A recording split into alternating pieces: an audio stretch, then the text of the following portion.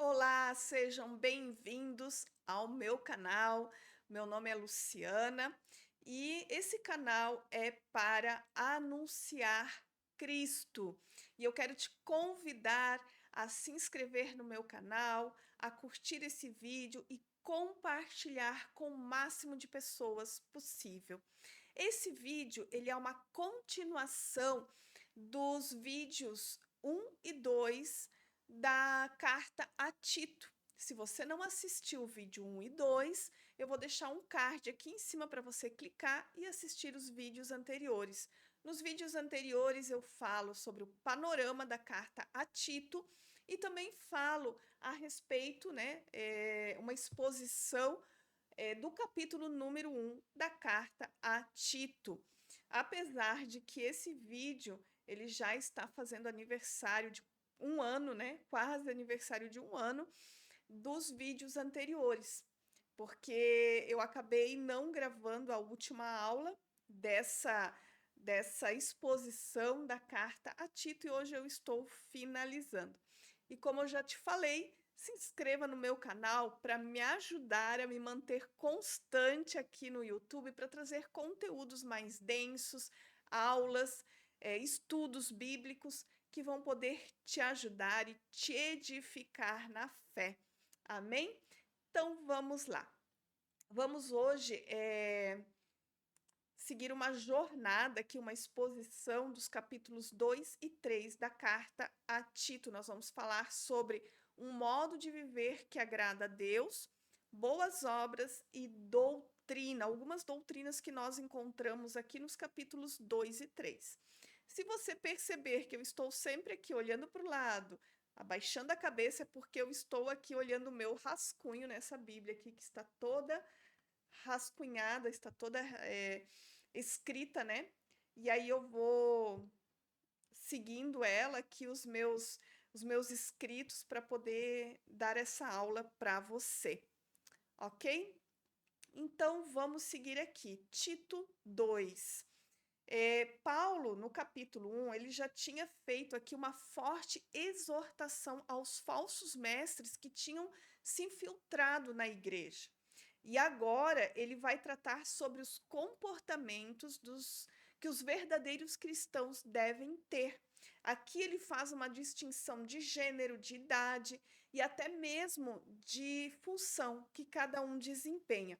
Algumas pessoas argumentam que esses comportamentos que Paulo cita, eles não são para o nosso tempo. Eles são lá para a época da escrita da carta, ou seja, para o primeiro século. Só que Paulo, quando ele vai falar desses comportamentos, ele embasa doutrinas para falar desses comportamentos.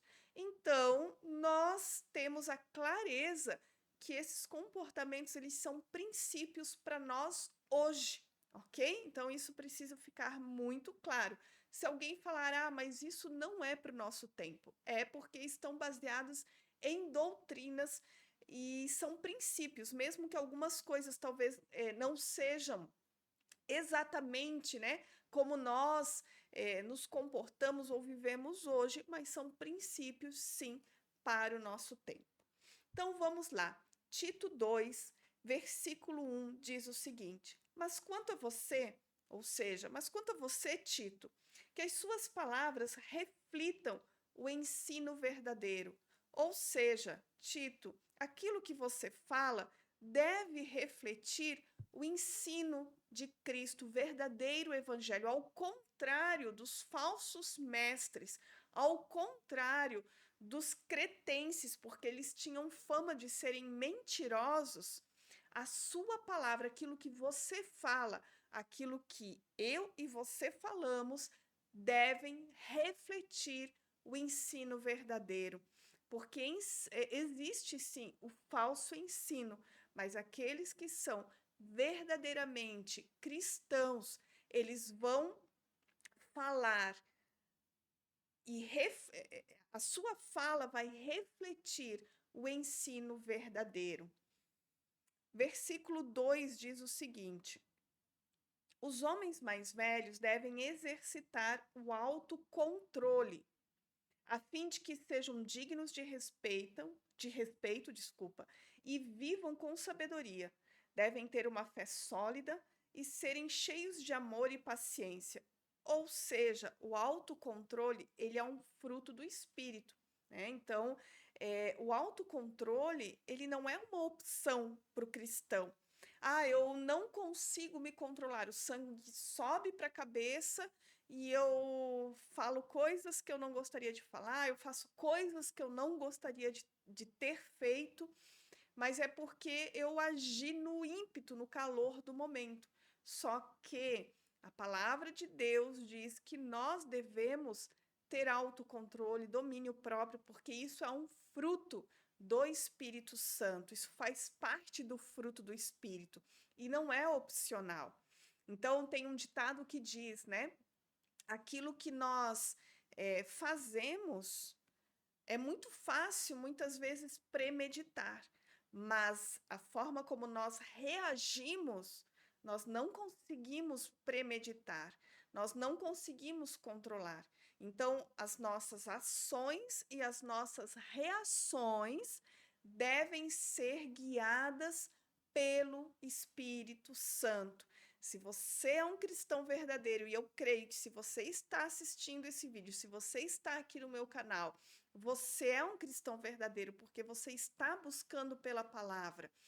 Você precisa se deixar dominar pelo Espírito Santo e não ser dominado pelo descontrole emocional.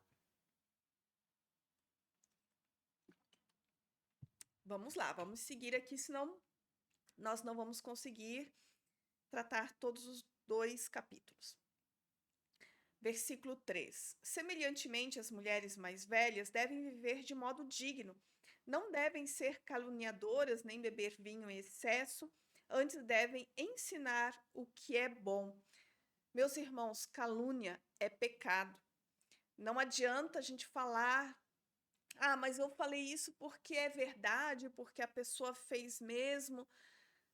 Tem coisas que nós não podemos falar, mesmo que seja verdadeiro, porque é calúnia, e calúnia é pecado. Nós precisamos ter esse discernimento, ter sabedoria, né? O Espírito Santo nos dá sabedoria para que nós saibamos aquilo que nós devemos falar e aquilo que nós não podemos falar, ok? Instruir aqui é uma palavra importante, né? Devem ensinar o que é bom. E no versículo 4 também fala: devem instruir as mulheres mais jovens a amar o marido e os filhos e a viver com sabedoria e pureza. A instrução, ela é algo muito importante dentro do contexto cristão, dentro do cristianismo. Tem algo que eu ouvi uma vez que diz que lá nos primeiros séculos, se alguém entrasse, principalmente no século I, se alguém entrasse em uma reunião cristã, muito provavelmente ela acharia que estaria dentro de uma escola do que dentro de uma igreja. Porque o ensino bíblico, a instrução da verdade do evangelho era algo muito forte. E hoje em dia, infelizmente, isso tem sido negligenciado no meio cristão, né? Acaba sendo deixado de lado como se não fosse algo importante. Porém, o ensino, a instrução deve ser sim valorizado, ok? Aí diz, vamos continuar. As mulheres, né, como a gente estava vendo, devem viver com sabedoria e pureza e devem trabalhar no lar. Aqui as feministas, né, elas já vão falar, porque existe feministas dentro do contexto cristão, porque eu não acredito que mulheres cristãs verdadeiras possam ser feministas, mas enfim, né, dizem que tem.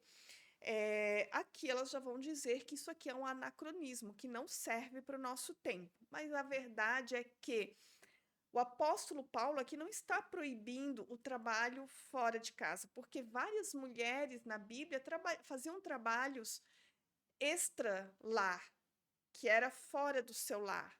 Porém, Mesmo quando nós trabalhamos fora, nós devemos priorizar o nosso lar, nós devemos priorizar o cuidado com a nossa casa, ok? Então vamos lá, vamos seguir aqui.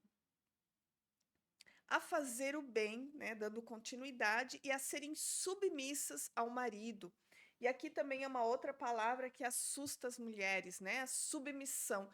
E muitas vezes ela é distorcida por homens, assim como assusta as mulheres, é distorcida também pelos homens. A submissão bíblica da mulher ao marido, ela é a mesma submissão da qual Jesus se submeteu ao Pai. Jesus, ele se sujeitou ao Pai, né? Deus Filho se sujeitando ao Deus Pai.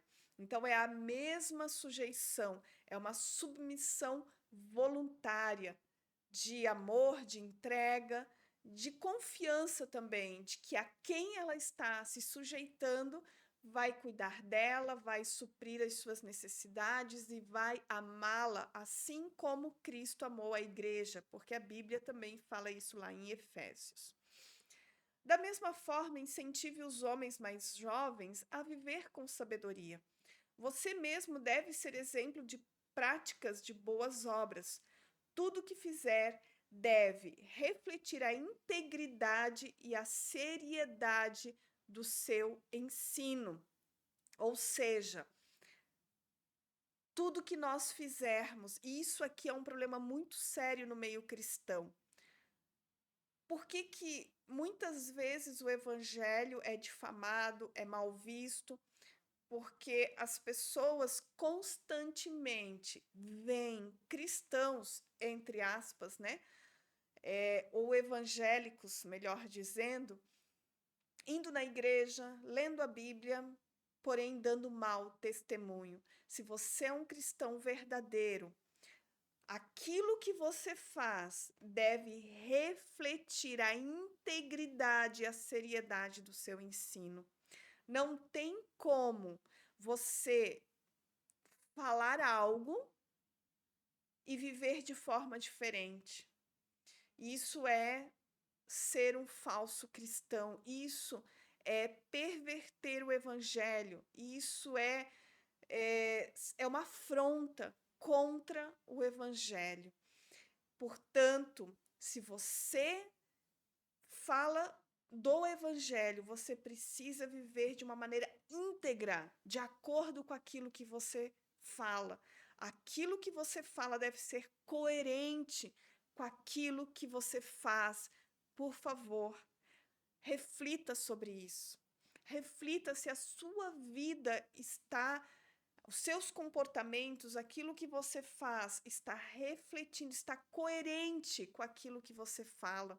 Gente, nós não precisamos mais de mau testemunho no meio cristão, nós não precisamos mais de pessoas falando bem na internet, falando bem no púlpito e vivendo de maneira diferente, vivendo de maneira que dá mau testemunho no trabalho, mau testemunho na sua casa. Muitas vezes, falando tão bonito na internet, e aí, quando está no convívio familiar, acaba agindo de maneira incoerente com aquilo que fala para as pessoas. Nós precisamos ser pessoas íntegras. O que é integridade? É ser inteiro. Aquilo que você fala deve ser coerente com aquilo que você faz, porque o nosso testemunho é que vai atrair as pessoas ao evangelho. Vamos lá. Sua mensagem deve ser tão correta a ponto de ninguém a criticar. Então, os que se opõem a nós ficarão envergonhados e nada terão de ruim para dizer a nosso respeito. O nosso testemunho, a nossa forma de viver, a nossa vida é que vai levar as pessoas a Cristo, é que vai fazer com que o Evangelho seja honrado, o nome de Deus seja honrado. Nós precisamos glorificar a Deus através das nossas ações. O evangelho, o cristianismo não precisa mais de escândalos, Nós vivemos escândalos, o evangelho é envergonhado, o nome de Deus é envergonhado, porque pessoas não estão vivendo de maneira íntegra, ok? Vamos seguir aqui para a gente poder terminar essa aula e passar nos 2 capítulos. Eu vou seguir aqui no versículo 11, 12 e 13. Pois a graça de Deus foi revelada e a todos traz salvação. Ou seja, o que traz salvação para o ser humano? Não são obras, não são os comportamentos que eu falei até agora. Os comportamentos, eles vão refletir a nossa salvação. Os nossos comportamentos vão honrar a Deus, mas eles não trazem salvação. O que traz salvação? A graça de Deus. Ela foi revelada e a todos traz salvação. Somos instruídos a abandonar o estilo de vida ímpio e os prazeres pecaminosos. Neste mundo perverso, devemos viver com sabedoria, justiça e devoção. A graça, ela é uma doutrina. E a salvação, ela é para todos os povos. Vamos seguir aqui. Enquanto aguardamos, eu acho que eu me perdi aqui no versículo. Vamos lá, mais um versículo, 13. Enquanto aguardamos esperançosamente o dia em que será revelada a glória do nosso grande Deus e Salvador Jesus Cristo. Ele entregou sua vida para nos libertar de todo pecado e para nos purificar e fazer de nós o seu povo inteiramente dedicado a boas obras. Mas eu queria falar algo um pouquinho antes. Deixa eu ver onde é que está a minha anotação aqui. Foi revelada aqui. Pois a graça de Deus foi revelada e a todos traz salvação. Ou seja, é pela graça que nós somos salvos, né? E a todos traz salvação, mas esse a todos aqui não significa todo ser humano, todas as pessoas. Significa que a todos os povos, etnias, não só a judeus, né? Aqui o apóstolo Paulo estava falando, essa carta seria lida a toda a igreja, estava falando aos gentios. Então ele estava dizendo, olha, não é só para os judeus a salvação, é para todos os povos, inclusive os gentios. Porque lá no capítulo 1, versículo 1, o apóstolo Paulo diz o seguinte: Eu, Paulo, escrevo de Deus e apóstolo de Jesus. Desculpa, eu, Paulo, escravo de Deus e apóstolo de Jesus Cristo, escrevo esta carta. Fui enviado para fortalecer a fé daqueles que Deus escolheu, ou seja, existe a eleição, né? Aqui nós temos a doutrina da eleição. Então, o versículo 1 já rebate aqui o entendimento, muitas vezes, de que a salvação é para todos, ok? Vamos dar continuidade aqui. Que mais que eu gostaria de falar aqui, ó? Enquanto aguardamos esperançosamente o dia em que será revelada a glória do nosso grande Deus e Salvador Jesus Cristo. Aqui nós temos a doutrina da divindade de Cristo. Muitas heresias, né? Nós temos hoje, por exemplo, os testemunhas de Jeová e muitas heresias do primeiro século sempre negaram que é a divindade de Cristo. E aqui deixa bem claro, né? O nosso grande Deus e Salvador, Jesus Cristo. Ele entregou sua vida para nos libertar de todo pecado. Ou seja, ele entregou a sua vida, a doutrina da expiação, que é a entrega da vida de Cristo pela nossa vida. Vamos lá, vamos dar continuidade. Para que nós, seu povo, estejamos inteiramente dedicados às boas obras. As obras, elas não salvam, mas reflete a vida de um salvo, ok? Vamos seguir aqui. Vamos agora para o capítulo 3. Eu estou indo um pouco rápido, mas é porque eu não quero deixar o vídeo muito longo. Depois você vai pausando e voltando o vídeo, anotando. Eu vou tentar mandar um PDF. Não sei se eu vou conseguir, tá? Mas eu vou tentar mandar um PDF lá no meu canal de transmissão, lá no perfil do Instagram, ok? Se você não está ainda no canal de transmissão, entre lá. Eu vou tentar mandar os PDFs dos meus vídeos aqui no YouTube. Vamos dar continuidade. Capítulo 3, versículo 1 até o 3. Lembre a todos que se sujeitem ao governo e às autoridades, mais uma vez falando de caráter, né? Caráter do cristão verdadeiro. Eles devem ser obedientes e sempre prontos a fazer o que é bom. Não devem caluniar ninguém, mas evitar brigas e que sejam amáveis e mostrem a todos verdadeira humildade. Em outros tempos, também éramos insensatos e desobedientes, vivíamos no engano e nos tornamos escravos de muitas paixões e prazeres. Éramos cheios de maldade e inveja e odiávamos uns aos outros. Ou seja, a salvação, ela precisa gerar mudança de comportamento. Não é por imposição, não é por legalismo, não é por moralismo, mas é porque nós temos uma nova natureza. O cristão verdadeiro que foi regenerado, ele recebe uma nova natureza.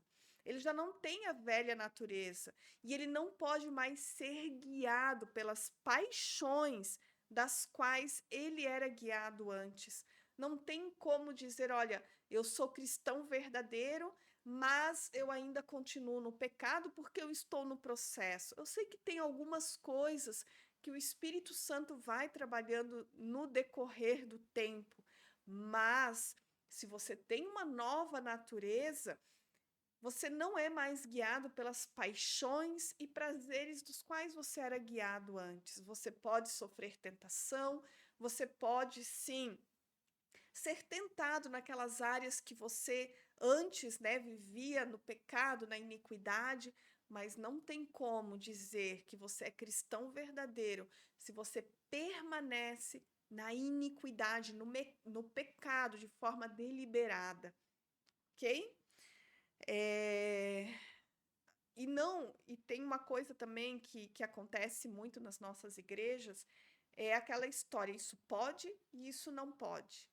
Ah, não pode fazer isso. Então a pessoa ela não faz, não porque ela está vivendo de acordo com a sua nova natureza, mas simplesmente porque ela está obedecendo uma regra da igreja que ela está frequentando. Ela foi para essa igreja, agora ela quer viver de acordo com os costumes dessa igreja. Então, se a igreja diz que isso não pode beber, não pode fazer sexo antes do casamento, não pode isso, não pode aquilo, então eu não vou fazer simplesmente porque eu estou seguindo regras. Isso não é viver de acordo com a nova natureza, isso não é viver como regenerado em Cristo. Isso simplesmente é moralismo, é viver de acordo com regras morais. E isso pode acontecer em qualquer segmento. Se a pessoa, por exemplo, for para uma filosofia, enfim, agora me fugiu aqui o nome, de alguma filosofia chinesa, japonesa, sei lá, qualquer filosofia de vida e que vai dizer, ó, você não pode fazer isso, você não pode roubar, você não pode matar. A pessoa vai seguir aquelas regras, vai ter bons comportamentos, mas ela não é regenerada. Então, se você está dentro de um contexto cristão e você somente está seguindo regras, você está vivendo dentro de um moralismo e não como uma pessoa regenerada em Cristo, ok? Versículo 4. Mas, quando Deus, nosso Salvador, revelou sua bondade e seu amor, ele nos salvou não porque tivéssemos feito algo justo, mas por causa da sua misericórdia. Ou seja, meu irmão, minha irmã, você não é salvo, você não foi salvo porque você fez boas obras, porque você fez coisas boas, porque você ajudou pessoas, nada disso. Deus, ele te resgatou do pecado enquanto você ainda estava no pecado, por mais que você fizesse coisas boas, boas obras, mas você não foi salvo pelas suas obras, mas pela misericórdia de Deus. Ele nos lavou para remover nossos pecados, nos fez nascer de novo e nos deu uma nova vida por meio do Espírito Santo, que é a regeneração, né? Nós nascemos de novo, não tem como nós termos os mesmos comportamentos de quando estávamos mortos para essa vida em Cristo, né? Quando estávamos mortos para o evangelho, para uma vida cristã, nós estávamos mortos em nossos pecados e delitos. Generosamente Ele derramou sobre nós, por meio de Jesus Cristo, nosso Salvador. Por causa da sua graça, nos declarou justos. Aqui mais uma doutrina, né? A doutrina da justificação. Deus, ele nos declarou justo. Aqui um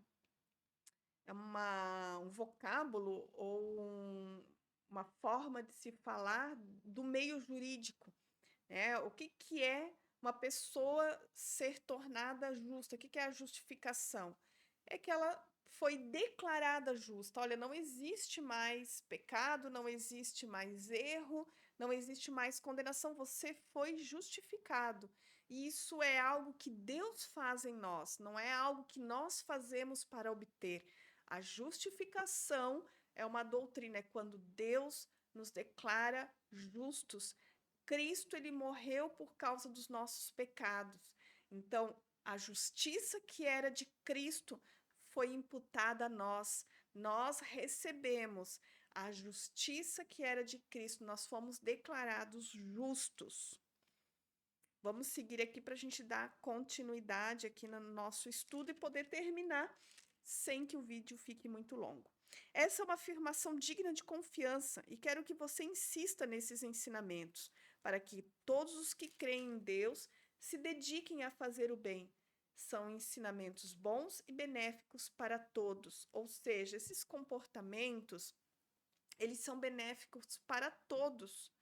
E quando nós temos esses comportamentos que o apóstolo Paulo cita a Tito, nós estamos demonstrando que verdadeiramente nós somos cristãos genuínos. Então, é como se fosse uma régua, né?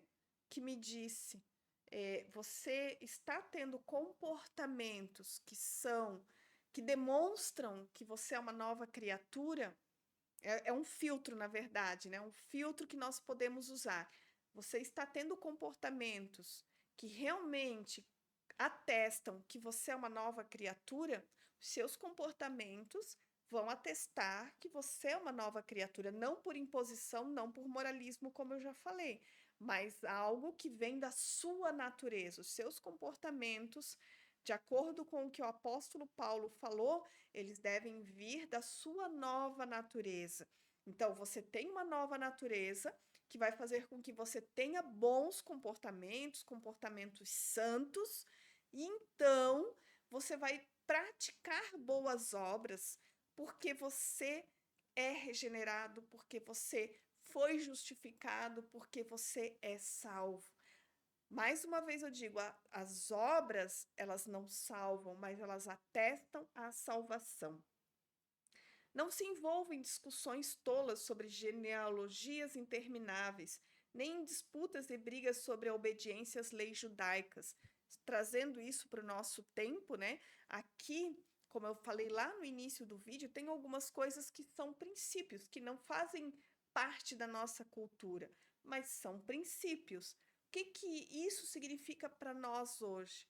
Pare de ficar discutindo coisas que não acrescentam em nada na vida cristã. Por exemplo, dentro do meio cristão, usos e costumes, coisas nesse sentido. Para que ficar discutindo coisas que não vão agregar em nada na sua vida cristã? Essas coisas são inúteis e perda de tempo. Se alguém tem causado divisões entre vocês, advirta-o uma primeira e uma segunda vez. Depois disso, não se relacione mais com ele. Tais indivíduos se desviaram da verdade e condenaram a si mesmos com os seus pecados. Ou seja, aqui fala sobre a disciplina eclesiástica, né? Ela é bíblica e deve ser praticada. Ou seja, quando alguém está em pecado, a disciplina deve ser aplicada, a disciplina correta, né? A disciplina não por vingança, porque a pessoa talvez questionou um falso ensino, mas porque ela está sendo rebelde ao ensino verdadeiro de Jesus. Ali sim, ela deve ser advertida, ela deve ser deve ser conversado no contexto ali da igreja, e se ela não aceitar, ela deve sim ser separada do ambiente ali da igreja, do convívio, da comunhão entre os irmãos. Instruções finais aqui, né? O apóstolo Paulo já está se despedindo, ele diz que ele planeja enviar Ártemas ou Tíquico, assim que um deles chegar, procure ir ao meu encontro em Nicópolis, ou seja, o apóstolo Paulo não está pedindo para que Tito fique ali na ilha de Creta por mais tempo, né? Ele deixou Tito ali para poder organizar a igreja, para poder exortar os falsos mestres que tinham se infiltrado na comunhão dos irmãos e mostrar para os irmãos quais eram os comportamentos que eles deveriam ter, porque, como eu falei ali no vídeo, né, no primeiro vídeo, que é o panorama da carta a Tito, os cretenses, eles tinham maus comportamentos, eles tinham fama de serem mentirosos, de praticarem coisas imorais. Então, Tito ficou lá, foi deixado lá na ilha de Creta pelo apóstolo Paulo, justamente para exortar os falsos mestres e também para mostrar quais eram os comportamentos dignos de pessoas verdadeiramente convertidas, regeneradas e justificadas pelo Senhor, não por imposição, não por moralismo, mas porque elas têm uma nova natureza e essa nova natureza faz com que elas vivam de maneira digna ao Evangelho. E aqui ele continua, né? Eu quero citar o versículo 14, que diz o seguinte: Nosso povo deve aprender a fazer o bem, ao suprir as necessidades urgentes de outros. Assim, ninguém será improdutivo. E ele se despede, né? Dá a saudação e a bênção final. Mas eu quero mais uma vez voltar nesse ponto aqui. Ninguém será improdutivo. Como que eu não sou improdutiva no reino de Deus? Quando eu atendo às necessidades urgentes dos outros. Muitas vezes nós pensamos, né, que para sermos produtivos no reino de Deus, nós precisamos fazer coisas muito grandes, né? Coisas que às vezes está fora do nosso alcance, que nós não temos condição de fazer, de se envolver dessa forma, mas aqui o apóstolo Paulo fala de algo tão simples que está à nossa mão, que está de forma tão fácil, né, para praticarmos no nosso dia a dia, atender às necessidades urgentes dos outros. Ou seja, se você quer ser produtivo no reino de Deus, veja quais são as necessidades urgentes das pessoas que estão à sua volta, que você está próximo e que você pode auxiliar, que você pode atender, que de alguma forma você pode contribuir para que essa pessoa tenha uma qualidade de vida melhor, que tenha as suas necessidades básicas supridas. Ok? Então, aqui foi o estudo, a gente fez isso de forma muito rápida, né? O estudo da carta a Tito, desculpa, capítulo 2 e 3.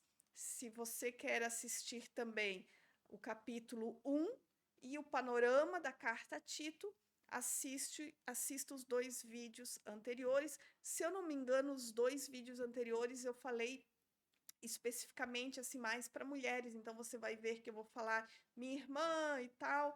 Então, se você é homem, está assistindo esse vídeo, só desconsidere essa fala, né? Mas eu tenho certeza que vai edificar a sua vida também. E eu quero te convidar para ter uma leitura cristocêntrica das Escrituras, para você conhecer o combo guia do Evangelho. Eu vou deixar o link abaixo desse vídeo aqui na descrição.